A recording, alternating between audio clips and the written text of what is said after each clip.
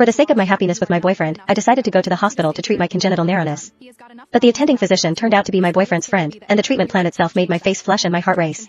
During the course of treatment, there will be a great deal of intimate physical contact. That's unavoidable, he said. For example, kissing, touching, and... Chapter 1. Patient number 34, Samantha Weasley, please proceed to consultation room 1. A few days earlier, I had discovered something by accident. After years of being together, my intimacy life with my boyfriend, Josh Durant, was deeply incompatible. I was born narrow, so much so that I couldn't even accommodate a man of normal size. When I caught the fleeting look of disappointment in his eyes, guilt washed over me. I hesitated for days before finally deciding to come to the hospital to get checked. What I never anticipated was that the doctor seeing me would be Liam Calder. He was a friend of Josh's. We had even met just a few days ago. Miss Weasley, there are still many patients waiting behind you. Please come in first. His pleasant voice pulled me back to my senses, and my first instinct was to run. Well, Doctor, I suddenly have something urgent to. Miss Weasley, are you questioning my professional ethics? Seeing the displeasure on Liam's face, I fell silent and reluctantly stepped inside. Every time we'd met before, he had been Josh's friend. He had always been polite and gentle, always calling me by name. Now, that identity had abruptly shifted, we were now doctor and patient. The change made me unbearably awkward. I lowered my head, too embarrassed to look at him.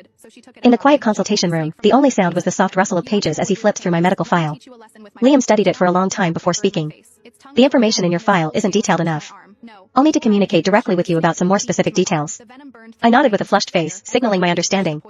Then tell me carefully what happened that night, and the outcome. His words startled me. Huh? That too, has to be said? I was conservative by nature. Talking about my private life in front of someone I knew.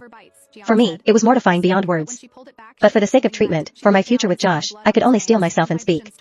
On the night of our engagement party, after all the guests had left, Josh and I had both been drinking. He carried me to the bed. I unconsciously bit my lip. When I met Liam's calm gaze, the unease in my chest eased slightly. Fueled by the alcohol, we took off our clothes. He pressed down on me, and when he was about to begin, we realized, it wouldn't go in. As I spoke, images from that night resurfaced in my mind. Throughout it all, Liam watched me intently. The feeling was as if he had been standing beside the bed, witnessing everything between Josh and me firsthand. My face burned, and I couldn't bring myself to meet his eyes. Even though I was fully dressed and properly covered, I felt an overwhelming sense of nakedness, as though nothing shielded me at all. Did Josh engage in any foreplay during that time? Yes, but not very much. Be specific. Since I'd already said this much, there was no point holding back now. As I recalled the details, I said, he touched my chest and my waist, but because he'd been drinking, his movements were a bit rough. After hearing this, Liam's gaze sharpened with certainty. In fact, you didn't feel much that night, did you?